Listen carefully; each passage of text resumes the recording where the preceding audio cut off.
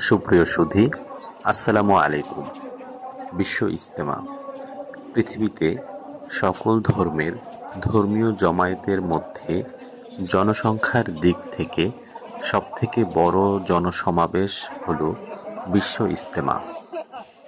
Bishwa Ijtema Asia মহাদেশের বাংলাদেশের রাজধানী ঢাকা শহরের পার্শ্ববর্তী তুরাগ নদীর তীরবর্তী অঞ্চলে অনুষ্ঠিত হয়ে থাকে।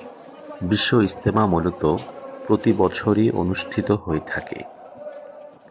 1969 সাল থেকে অদ্যাবধি এই বিশ্ব ইজতেমা প্রতি বছরের শীতকালে অনুষ্ঠিত হয়ে থাকে।